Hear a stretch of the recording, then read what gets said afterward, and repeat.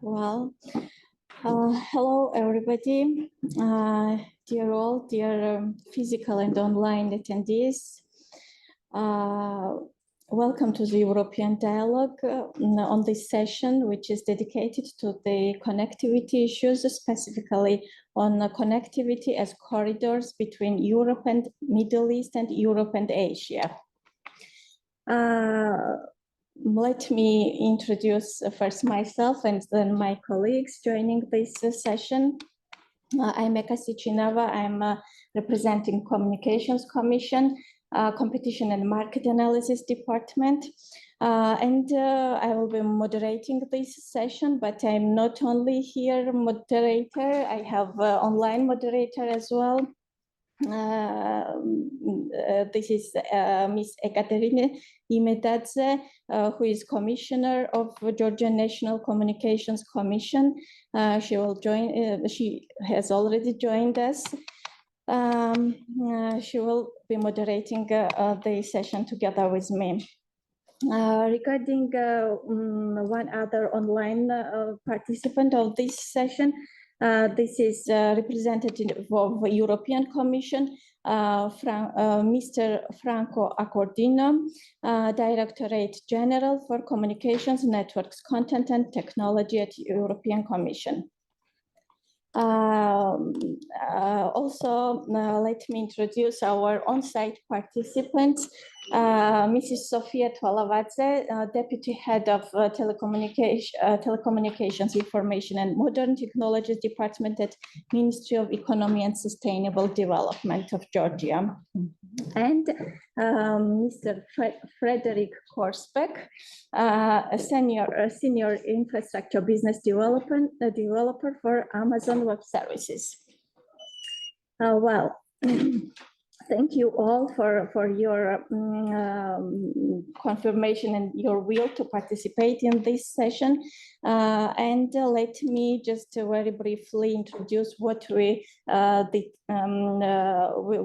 going to discuss today. We all attendees here realize in depth the role of connectivity in the digital transformation and innovation era. And it is even more critical when it is about connection of neighboring regions like Europe and Asia, Europe and Middle East, where the huge volume of traffic is flowing in between. In the era of AI, data-driven businesses and instant communications, resilient infrastructure gets more and more of importance, as well as the location of data centers in the area where it is, which is secure on one hand and close to the customers as well. When talking on the connection of neighboring regions, it should be noted that existing digital roads between the regions already mentioned are quite challenging from security as well as from redundancy point of view and the capacity as well. So in this point of view, we want to highlight during this session the potential of Georgia, considering its geolocation in the border of Europe and Asia, bordering Black Sea also, and countries in Caucasus region to have a corridor to Asian countries. So the country has a reasonable intention to become, to develop a digital hub as digital hub and as a corridor, connectivity corridor between regions. In this area, about the details of country policy and the plans, let me give the floor to Mrs. Sofia Tvalavadze, as I already mentioned, representing Ministry of Economy and Sustainable Development of Georgia. Thank you. Thank you, Eka. Dear lady, can I just take the floor? Dear ladies and gentlemen, first of all, it is my great pleasure to be here with you on the EuroDIG 2024. And first of all, I'd like to thank the organizers. I know what the task it is, and Of course, the government of Lithuania for organizing this very important event for the dialogue about the internet challenges and opportunities. As Eka already introduced me, I represent the Ministry of Economy and Sustainable Development of Georgia. We are the main policy makers in the country. We are developing policy directions, programs, projects, as well, besides other, maybe I should just switch the slides just to follow the with many other functions. I would just highlight the, besides our main just role as a policymaker, I would just highlight the emergency situations, management and coordination under the, our department, which means in the state of war or emergency situations, we are the coordinator of the sphere itself on electronic communications and the postal sphere, as well as we represent country in the international organizations. So it is about very quick facts about Georgia. It is familiar that we are 307 just million. The territory of Georgia is about 670 square kilometers. Gender equality is about 52%. 1.5 million is labor force. As about the GDP per capita, it is 8,200.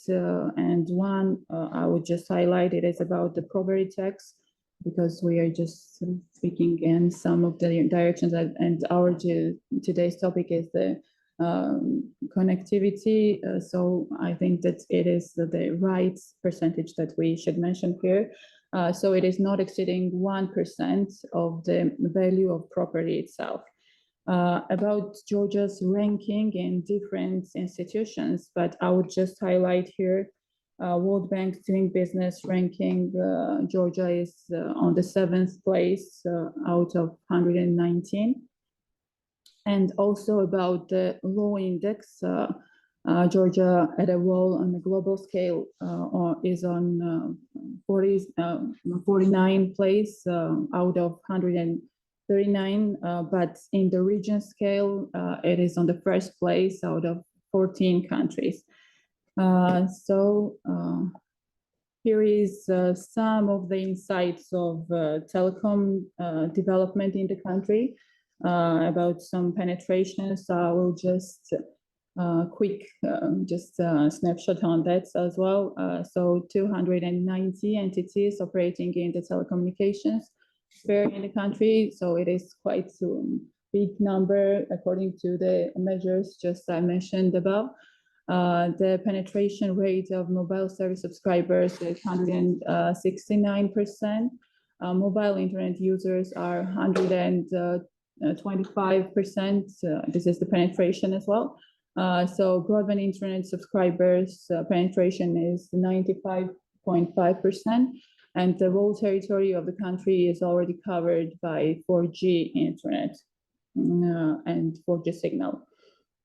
The government of Georgia is just focusing and executing various activities outlined in the National Broadband Development Strategy, which has been adopted and was adopted in 2020 January.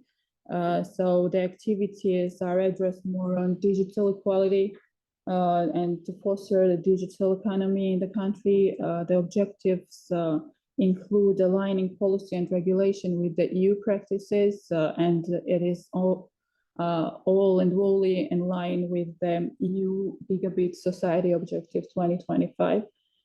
So the targets of the NBDS and the main directions currently is the increased competitive pressure, attract investment, and building digital skills and demand. And the targets for 2025 out of this strategy is to cover 99% of 4G and to pilot the 5G in 3 municipalities. But as I've already mentioned, it is already done. Even 100% is covered by 4G, and the piloting already is starting. Comcom, which I represent, has already issued the license, and we have the winner of the bidding. This is Selfie Mobile. Yeah, and out of this strategy, it is considered also to have access to all institutions, 1 gigabit per second of the broadband internet, and to all households, 100 and more megabit per second for broadband. I think I mentioned 1 gigabit, yeah, and not, yeah, just not to mislead.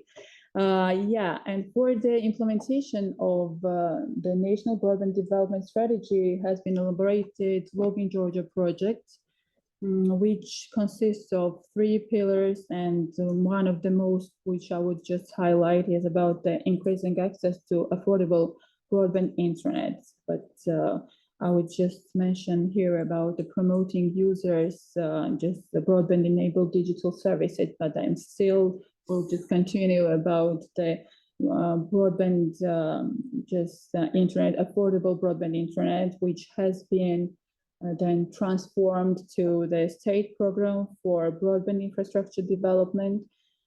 Aim of the program is to bridge the digital divide between rural and urban areas. Here it is. Development of wholesale broadband services in the white zones of targeted geographic areas, and connection between the 2 access points of the created network. Until 2025, just 5,000 fiber optic infrastructure will be deployed, and up to 1,000 villages will be covered with this high-speed internet, and the targets are the same as was mentioned before about all the entities will be covered with 1 gigabit per second, and the households with 100 megabit per second. Yes. About the other developments, I would just focus on and highlight a new law on sharing telecom infrastructure, which has been adopted by us just to facilitate the cooperation between different utility and telco infrastructures to make more easy for them to do business, as well as to deploy their networks with a common understanding, and to in this way just to help them to reduce their costs of deployment of the network, of course.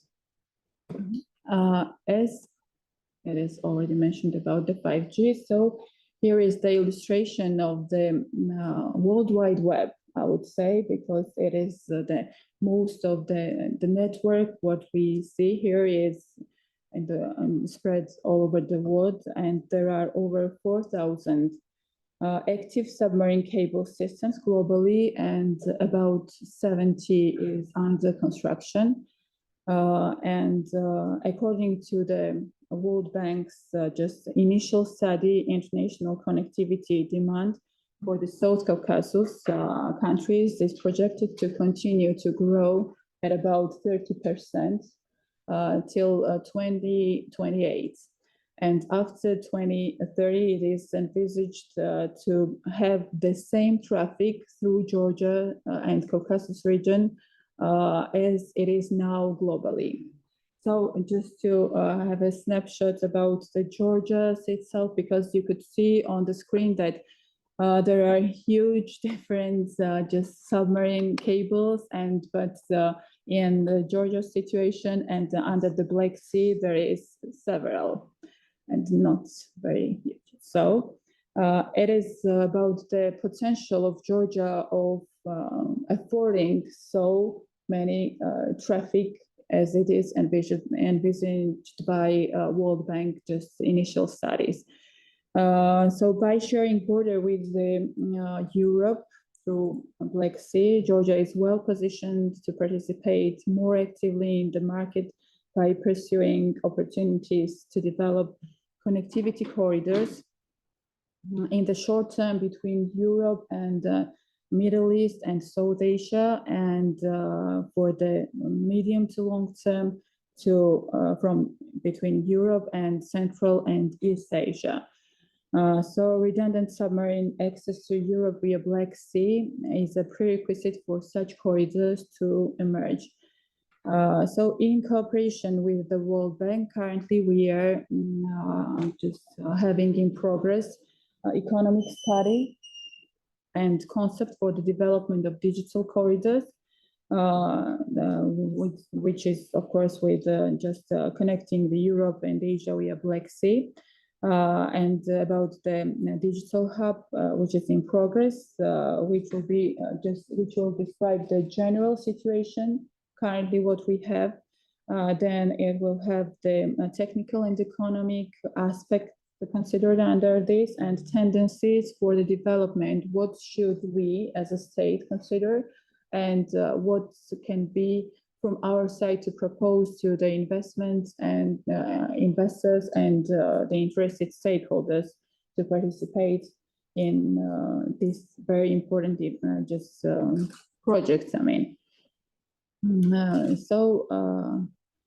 according, this is the main, just what I just wanted to mention about our project. And together with this connectivity project, it is considered and envisaged also to develop data centers. And together, all with just involvement of different stakeholders, we would think that would emerge and would have very beneficial impact, not only for Georgia, but for the region as well. So here are the main things, what we think, what needed to realize are the opportunity just to coordinate and collaborate with different stakeholders. This is the dense cross-border terrestrial connectivity, redundant Black Sea submarine infrastructure, and data infrastructure, and skilled talent pool. So this is from my side, and I'm happy to answer your questions. Thank you. Thank you, Sophia. Let's proceed. And thank you for your presentation. Very interesting for me and for attendees, I'm sure. Let me now elaborate a bit more about Communications Commission's ongoing projects. So we are dealing with it is national regulator, industry supervisor, and has a primary goal to maintain flexible and convenient regulatory environment, which ensures solid landscape to utilize the geographical advantages what the country has. The priority projects for Comcom are to open the telecom market, develop competitive environment, encourage investments in the infrastructure, and also, as Sofo already mentioned, we are dealing now with improving and developing infrastructure sharing practice. As of the opening of telecom infrastructure, telecom market, currently we are working on a comprehensive market analysis, which is supported fully and financed by European Commission under so-called AA facility project. This is a project supporting implementation of Georgian Europe Association Agreement between Georgia and European Commission. So this is the project which deals with analysis of in-depth analysis of Georgian mobile and fixed broadband services market, which will result in the opening access to opening access to fixed broadband, fixed network, as well as to mobile network. And this is, to say so, a holistic approach to the market analysis, which will not cover only the part what I mentioned, but above this, this will cover global internet access market that will also be analyzed, and access to backbone infrastructure as well. So this analysis was based on the guidelines and rules of European Commission on that. And we started with retail market analysis, identified all relevant wholesale markets, and we are going to analyze in deep each of them. And now currently it is ongoing public proceeding on mobile access and fixed broadband services market analysis. So in near future, we will have a decision on that, which will remove barriers to entry to new players to the market, so that we expect that competition will improve on the market. And for the next steps, as I already mentioned, it will cover global internet access market and access to backbone infrastructure as well, so that it will cover full scope of markets, which will enhance and support development of infrastructure availability in Georgia. So, as also already mentioned, so far, that we are working on already in 2023, Parliament of Georgia passed a law on sharing of telecommunication infrastructure and physical infrastructure using for telecommunication purposes. This was currently we are working on the bylaws which on access terms and conditions, on tariff calculation methodology, and we're also on elaboration of single information point platform as well. Also, as already mentioned, Comcom released a license, 5G license already last year, and we have already started deployment of the company which acquired the license already started deployment, and we are looking forward for much progress in 5G availability in the country. All this makes all the progress on Georgian market aims to extend telecom infrastructure, create environment and proper conditions to develop IXPs and data centers in the country, where we will consider that it will be interesting for hyperscaler providers to present in the country, and also tier 1 operators to be connected to those exchange points and data centers, so that all this will make the area in the country where huge players, large players worldwide can be presented. So a part of this Communications Commission is dealing with digital literacy in the country and supports digital startups also to evolve. Regarding the support what country has on these very important projects, Ms. Eka Imedadze will elaborate a bit more, and let me pass the floor to Eka, please.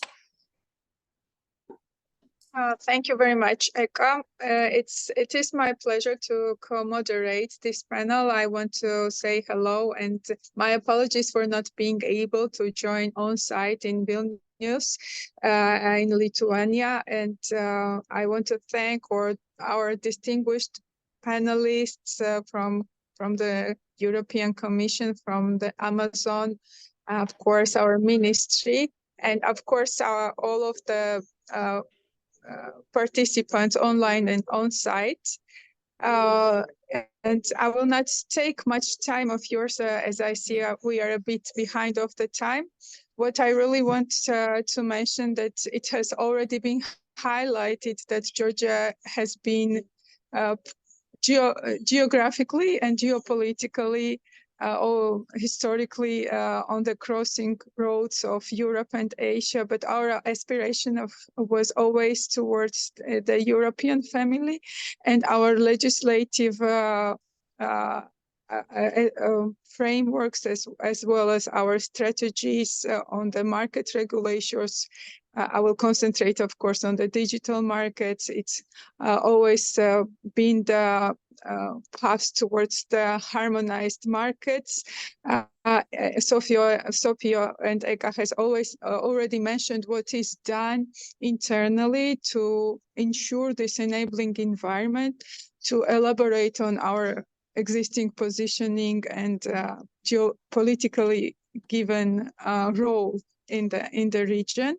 But of course, the most very important here is who is supporting us on this aspiration. And the European Commission has been mentioned several times, and there is DG Connect offices as well as a DG NEAR with whom we work very narrowly on different projects. But of course, I want to mention now we have Mr. Franco Accordino, who is the head of infrastructure at the European Commission DG Connect. This is very important now to recall a little bit back in October 2023. I've been presenting on 4 lateral meeting of telecommunications regulatory networks about this international connectivity and about the fact that between Georgia and Europe, there is only one submarine cable connecting us, the internet cable. There is only one internet cable connecting Georgia to Georgia with Europe, which was kind of was most striking moment maybe during this panel discussion about the international connectivity and resilience. So, and we all know that European Commission is very much now concentrating also its attention about this resilience of submarine cables. European Commission is supporting us to beyond the projects Eka has mentioned. There are also in parallel with the World Bank's supported projects, there are some upcoming initiatives to more kind of to facilitate this process of understanding how the enlargement process also ensure that we in South Caucasus are part of this resilient digital infrastructure. So I will stop here and hand over to Mr. Franco Accordino, who will give us more glimpse or more idea about what those initiatives from the European Commission are. Thank you. Thank you very much for your introduction, and also for inviting me, and also for sharing the latest developments in terms of connectivity in Georgia and in the South Caucasus region. Of course, I mean, I can only welcome the progress that you have made. I see a significant alignment, first of all, with our Gigabit Society objective for 2025, but I also see, if I understand correctly, that you are upgrading also your legislative basis to align with our very recent Gigabit Infrastructure Act, which is, I think, in general, a very good step. Yes, indeed, connectivity is really at the center of our policy attention, I would say. it's a quite essential enabler for the entire digital transition. And as you know, it has been mentioned also in the previous session, which I had the chance to follow partially, our very ambitious connectivity goals for 2030, ensuring that every household in the Union is connected with the gigabit capacity, and at the same time that every single corner of the Union is covered by 5G. Of course, the universal character of these goals make them quite challenging in terms of volume of investments that are needed in order to achieve them. We have calculated the last year the funding gap needed to achieve the 2030 targets in the order of 200 billion euro from now to 2030. It's quite a significant amount, on top of which you should also add the cost that the telecom operators, the telecom sector has to bear in order to upgrade their infrastructures to the future of the telecom infrastructure, which is a future where every network is virtualized, where services are delivered on an on-demand, on as a needed basis, so a network as a service cloudified paradigms. All of these has a cost, and we have estimated about 80 billions in the next, I think until 2027, in order for the telcos to adapt to this important technological and also business transformation that they are undertaking. And of course, then with all these costs in mind, then the question is, how can we unlock investments in this sector that is so vital? Then, as it has been also said, in addition to the access network, we have the backbone network, which are also equally fundamental, not only because the Union is also composed of island states. Take the case of, for instance, Ireland or Cyprus or Malta. There are entire regions, including outermost regions, and it's also fundamental to connect the Union with like-minded third countries and partners. And it's fundamental this because we live in a global world. We really want to ensure that there is a proper level of resilience and redundancy. And of course, with all the cables that are deployed that are fulfilling the European rules, that's our goal. So concretely, what we have done in the past months. So first of all, we have issued a recommendation to the member states, where basically we aim to gather, really, to establish a broader collaboration mechanism with all the member states, where we gather information about where the cables are today. I mean, a map has been shown there. I think it's publicly available on the internet, but really we wanted to get this information directly from the member states and having their plans in mind. And of course, this extends also to the member states that are border member states, and therefore also the international dimension of that, including the connectivity with the neighbor countries, as it has been mentioned. Then, of course, on this basis, we want to map also the risks, the risks, the vulnerabilities and dependencies. As you know, we are in a quite evolving and challenging geopolitical context. Therefore, it is essential to ensure that the Union has multiple connections worldwide through different corridors. We speak about, we are financing projects on the Arctic to connect to the Middle East. We are also looking at the Mediterranean side and the Atlantic, but certainly also the Eastern Europe and the Black Sea is one of our regions under our attention, as it has been mentioned. So the idea is really, when we look at the submarine cables, to deploy state-of-the-art technologies, because a submarine cable is there not only to carry data back and forth at the speed of light. It's a fundamental objective, especially to ensure that all the regions benefit of end-to-end global connectivity that is up to the current and also foreseeable needs, but also they can be equipped with the technology like sensors, and therefore use the cables also for a variety of different purposes, for multiple usages, which include, of course, the monitoring of the seas, fighting climate changes, And of course, also, we don't exclude the possibility to use them also for dual use, for defense purposes. So this is, of course, fundamental for us to approach this problem in a consistent European manner, also together with our like-minded countries, partners. So more concretely, in my unit, which is investment in high capacity networks, we are also responsible together with our executive agencies implementing the Connecting Europe Facility program, which is a 2 billion envelope. We are together with the other sister program, one on transport and the other one on energy.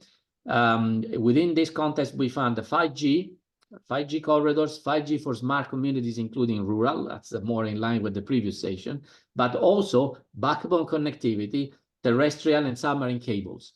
So in this respect, we have up to now in the first two calls, and now the current one, which is currently being evaluated, we plan to allocate and commit in the order of 400 million euros.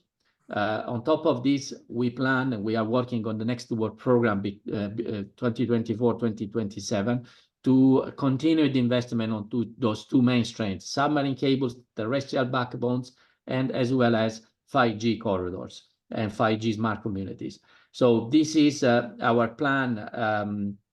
And of course, we follow with a great attention also the development in the region of Black Sea for the reason that you can imagine, but also because we really believe that, let's say, there is an opportunity there.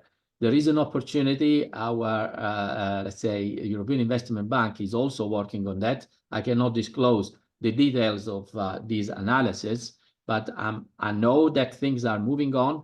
And of course, I just wanted to highlight that the CEF program, which I was just introducing, is open for projects that connect the Union with the third countries. This is possible, provided, of course, that there are participants also from the one or more of the member states. We apply strict security constraints, security requirements in terms of participation, in terms of also of supply. Those are visible online. I'm not elaborating them here further, but just an invitation also for the future to join forces with the like-minded, let's say, with the member states and with the Union, and the other way around with the like-minded countries and regions, to consider also this possibility also in combination with other possible funding sources. And of course, here I refer to what has been mentioned, to the various initiatives and programs that my colleagues in the GNIR are responsible for. So, and with this, I think I can conclude my statement of 7 minutes. I'm happy to reply any questions. Thank you. Thank you very much. Thank you for your input and your sharing your thoughts. Let me then go to Mr. Frederick, who is representing Amazon, as I already mentioned. We all know and realize that the role of content providers, role of them in this whole environment, and it will definitely be interesting to have thoughts from the perspective of Amazon, to say so. What are the main indicators or criteria what you estimate when what you look at when choosing the location, geographic area for placing your content, for creating data center, and what are the challenges what you face when you when it is about connection of different regions, and also it would be interesting your thoughts about Georgia, how you see the potential of Georgia of having this kind of place here. There. Of course, yeah. Thanks for inviting me. First, this is, I mean, this is a conference that the company of ours typically don't go to, so I guess I'm a little bit a fox here among the birds. But yeah, so looking at the requirements of what we do. So first, let me explain a little bit of what Amazon Web Services is. So obviously, we're a big cloud service provider. We are today probably the biggest corporate buyer of backbone and wholesale capacity in the world. We are deployed in 145 countries and territories in the world. And from a European perspective, there isn't much countries where we have not deployed infrastructure in yet. Perhaps interesting for this conversation is that, just a month or so ago, we launched our Turkey POP, for example, and going east is a pretty natural way forward for us. So looking at the criteria of what it means to go into a new country, a new territory, a new endeavor, right? Like today, I would say, or actually starting from last year, the first thing is that we need to secure access to power, right? And when I mean power, I mean green power. We have a fairly hard commitment that we are going to be carbon zero in 2025. And in 2030, we're going to be carbon net zero, right? Which means that we are going to,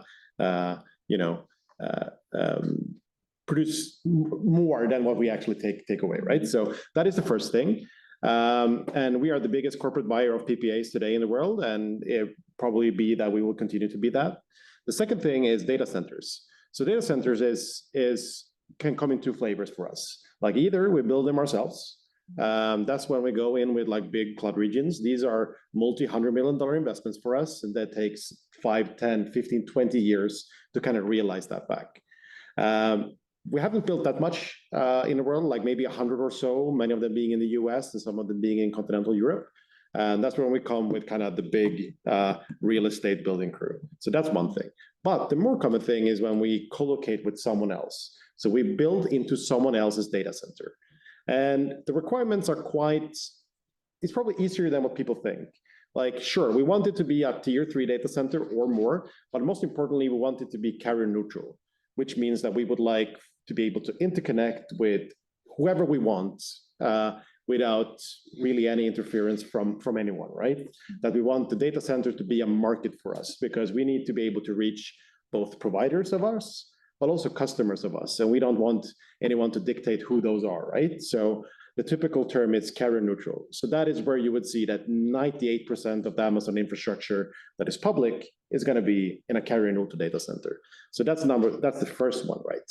And then, since we're talking about connectivity, I look at it two ways. There is a connectivity to the region, which in the case of Georgia is basically like Georgia is to be looked upon as an island, basically, because there is no terrestrial connectivity that cannot really be used by a Western company to reach Georgia. So everything needs to go through the Black Sea on a submarine cable. So that is how we get to Georgia, right? And with the current involvement in the world with submarine cables, I would say that 2 submarine cables is not enough anymore. Like 3, I think, is kind of the number that we are looking at. And we are building and being part of basically any submarine projects in the world of any interest. We will probably be part of that. Like we have launched submarine cables to Hawaii. We have launched submarine cables connecting the US to Australia. And basically anything in this sector is interesting for us. So that is solving the problem to getting to Georgia. Because today, anything that we launch is going to be part of the Amazon global backbone, right? And the next thing is the connectivity inside the region. And inside the region, you had mentioned there on the slides, IXPs. IXPs is a great start. We are members of 185 or something IXPs in the world, and those are great. And the best thing with those is not the actual platform, it is the mindset. It is that we want to motivate that people connect with each other to achieve resiliency, performance, and lower latency, right? And even if, for example, a company such as ours, not a lot of our traffic actually goes through internet exchange points in a direct sense, because we prefer to build direct connectivity with everyone. But the IXP helps out with the mindset that, yeah, let's just connect, let's do peering, let's make sure that we can reach as much of each other's infrastructure as possible, as openly as possible, right? So for us, that's the second part, is like, can we make connectivity with the market when we go there? If the answer is no, then there is no interest for us to go there, right? And I think in the case of Georgia, it is not a problem. Like I talk with all the Georgian telcos and also all the telcos in the neighboring countries, and it's typically a quite open climate, right? Where everyone just wants to connect to increase performance and to increase the resiliency for the customers. And in the future, I know, I mean, the context here is as digital hub, right? And I think there is merits to this. Of course, the whole Caucasus region is obvious. So, and when the Caucasus region, I guess it is the South Caucasus region, which are essentially 3 countries. But in the future, going more east is going to be interesting as well. Specifically, I would say Kazakhstan, so that means submarine connectivity in the Caspian Sea. Kazakhstan is a big country, and it's a country which desperately needs better internet infrastructure. So having the Caucasus region as a gateway to that, I think, would be very beneficial for the citizens of Kazakhstan and for also companies such as ours that is looking towards that region. Thank you. Thank you for your great input, for your opinion. Definitely, this is very important to have resilient infrastructure to be connected to the location. Well, thank you for that. Considering we're run out of time, let me address to the audience whether there are questions, and maybe then we'll wrap up. Please. It's a good question, actually. Thanks for the presentations. I'm chairing EuroDIG XP. It's neutral, it's open. We just want to invite you to join us. It will be for free, just be with us, and so we can even give free collocation for your use. And I could send letter if you can go further and start conversation about it. Thanks for offering this. Great proposal. Sure. Besides power. Okay, thank you. Any other questions? Or maybe we can also check whether there is online questions here. Yes, I see a raised hand. Thank you very much. It's Advocate Zaluba from South Africa. Apologies if my hand was not seen at the time when we were dealing with Germany, but I want to link it with the discussion now. The issue of, should I say, ensuring that access to the internet is made a human right in the real sense. I happen to be a member of the South Africa IGF, and I'm raising this all the time, that one of the lessons we learned from COVID was the fact that our digital divide made it even difficult for people to exercise their spiritual rights, to have spiritual nourishment.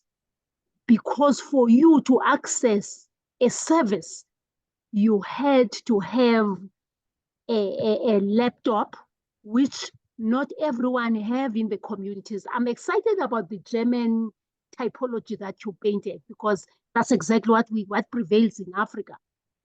The second thing, if you happen to have a cell phone, you don't have the money to buy airtime. And for me, for as long as we're not dealing with the issues of the enabler to the infrastructure, to the actual access for the communities, our IGF still will fall short of what it was mandated to deliver to the community.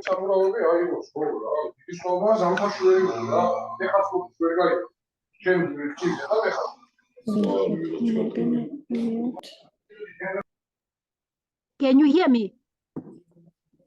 Yes, now. You can hear me now? Yes, now. Yes, someone I think decided to yeah, I think it was an error, of course. So I'm saying the issue of enabling, of ensuring that communities have the the capability to access the internet, which is the cost, right? And if one goes to the protocols, even the AU protocol, it talks to us ensuring that within the reasonability, access to the internet is made possible. And how then do we deal with the cost issues? The second one linked to that is the issue of infrastructure that is linked to that. I don't want to repeat the issues, the reality I placed on what COVID presented to us, that our own kids could not access learning opportunities because one, they don't even have the laptops, right? If they have, they don't have the funds to be able to be online as required by those particular lessons. How do we deal with this at a global level? Because I believe as people who are within the IGF paradigm, as I am within South Africa, these are the critical issues in dealing with enabling access to the unconnected. Thank you. Thank you for your comment. Well, if any of you want to comment, I would just comment for the latest thoughts and worries. Of course, because of that, we are here just to discuss, but it is on the European level, I guess. And yeah, we are just saying our challenges, constraints. And of course, I agree with you that it is human rights already. And in our country as well, it is recognized under the constitution of our country that the access to internet is human rights. So we are striving for that, to deploy all the networks and to deliver the wealth of the internet to our population. So thank you for this comment, and I believe that on the global level it will be resolved. Thank you, Sophie. Thank you for your comment.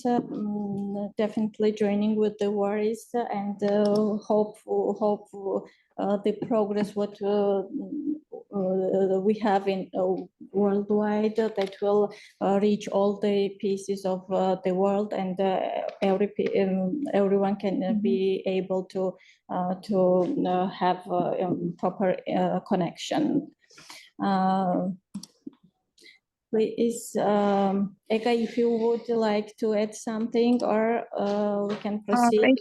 Thank you very much. I just wanted to recall also that, of course, in the baseline before we go for international connectivity or building a digital hub in a country, in the baseline of all the work of the legislator as well the regulator is to ensure the affordability and the digital gap is there is no more digital gap in the country, or at least it is in reducing. And it was actually mentioned a bit in the presentations, and Sofio has recalled those move from the country, but it remains not a national but international challenge for whole of the world, not to with accelerated the digital transformation, that nobody is left behind. And I think that all of the institutions that support us, as well as the big technology companies, are also part of this ecosystem who are trying to somehow support this process of reducing the digital gap and ensure affordability. I just wanted to really send words of gratitude to Franco, to Stefan, for joining us and for being part of our panel discussions. The insights and topics you have provided are very, very, really valuable, and it has been mindset mentioned. And it has been mentioned that like-minded countries, that like-minded, how to say, strategies, which is the key takeaways for me. I would say. Thank you so much for being for us, and this is for us the beginning of the more collaborative effort with the European Commission, which already is very strong, and with Amazon. Of course, this is might be a beginning of very interesting new projects. So thank you, gentlemen. Thank you, ladies and gentlemen, everybody who was present on this panel online and on site. Thanks. Thank you. Thank you all. Thank you to the organizers of EuroDIG, to the Secretariat of EuroDIG for their support, to Mr. Rainier Rodewald, if I pronounce correctly. Huge thanks to him also, and to the Communications Regulatory Authority of the Republic of Lithuania. Thank you all for your support, for your time, and good luck. Thank you.